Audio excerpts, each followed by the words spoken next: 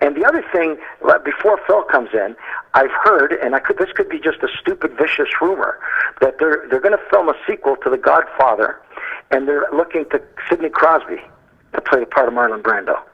Unbelievable. Is Phil on the air? Is he coming on? What are we going to do? He's on the air right now? We're bringing him on. Are we taking a break, or are we just going straight to it?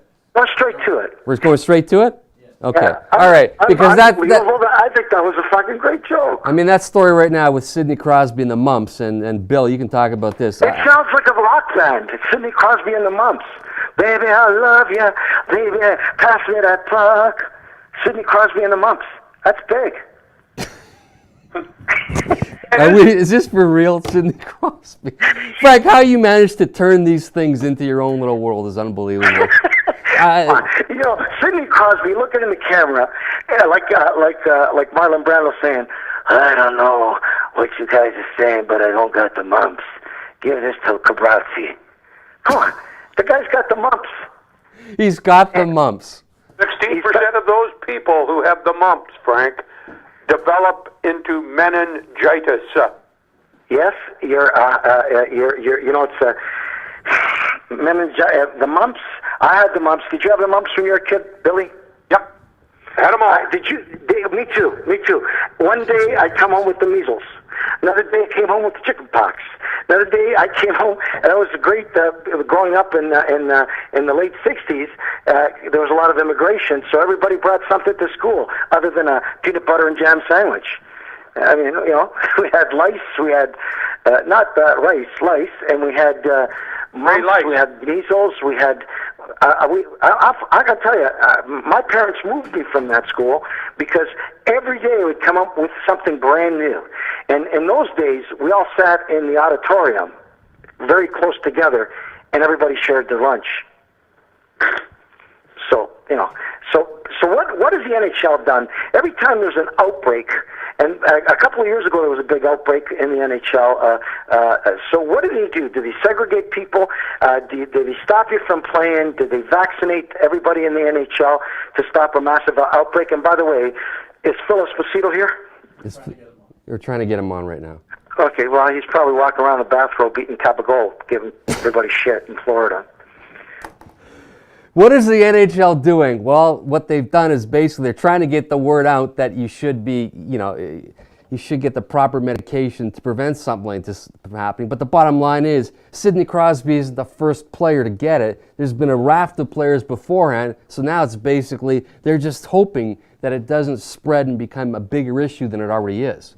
Bill, in your time in the NHL, did you? And when Phil comes on, we'll talk about the gunk because we talked about that before. But have you ever? But I want to know, Perry. I want to know if for my own sanity, when there's an outbreak, because the guys are close to each other on the bench, everybody's gobbing, everybody's drinking water bottles, and I know that in the last decade, sanitary practice and hygiene has gone up quite a bit in the NHL. Since there was infections, Eddie Belfour had a main bad infection in his arm from his glove that started traveling. And now the equipment is sanitized. There's huge precautions now because of all these things that have changed. And for example, one of them is the water bottles on the bench. They all used to share the same water bottle. Now they have their individual water bottles, and they're marked so they know they're not just going to drink somebody else's water bottle, because that would be one of the easiest ways to get an infection. Phil, are you on the line right now? Yep, I've been Phil, okay, so we're talking about, we talked about gunk and that sort of issue that happened when you were playing. The idea of mumps, are you shocked or are you surprised that something like this could happen in our day and age and become a problem now in the NHL? I'm not shocked by it. I mean, things happen, but I had the mumps when I was a kid. I don't know about you guys. Everybody probably had them as a kid. Yeah. But look, I'm not surprised by it because there's always something that happens, it seems to me. And I was listening to Frankie saying what the NHL doing about it and trying to, whatever they're trying to get done. To contain it. Yeah, they have probably best practices that they have in place for a variety of things, and I'm sure they have something that has to do with this. But the fact is that now it's Sidney Crosby it happened to. he's not the first one, but now it becomes a real big deal because it's Sidney Crosby. And it might be Duncan Keith, too, because Duncan Keith is ill. He's not playing, and this guy never misses a game with the Blackhawks, and they don't know whether it's the mumps or not. And so, you know, it's been going, and Minnesota had it. Didn't Zach Parise have it? Mm-hmm. Well, okay, because it's Sidney Crosby, it's a bigger deal now. I'm always saying Sidney Crosby. I think that Billy hit it's a very serious deal for anybody to get the mumps because it could turn into meningitis. Exactly. And the other thing is that the Leafs just had an inoculation, so I think there's a league-wide policy for inoculation because so Carlisle took the mump shot. Point. Yeah, but that's my point. I mean, are they being proactive? Because it is not it's not a little childhood disease. This is, you know, like chicken pox. When you get older, you get the shingles. That's brutal. You know, there's a lot of bad things out there. You know, the measles. There's a lot of things that are scary. You know what? You know the guys sharing a towel when they're on the bench, and now water and all this other stuff. To me, that is very, very unsanitary. But I think they have almost a water bottle for everybody. They do. I just mentioned that is a policy that every player has his own water bottle, and it's marked off so they know. That was one of the reasons, one of the best means practices that they put in there to stop something like this from happening. And I'm just wondering, you can give these players, you know, the shot, but if they've already got it, is it going to be too late? Because this thing is spreading faster than the ability to stop it with an injection. Didn't Sidney Crosby and those guys, when they went over to Sochi, get the shots? Yes, they did, and they mentioned that, Phil.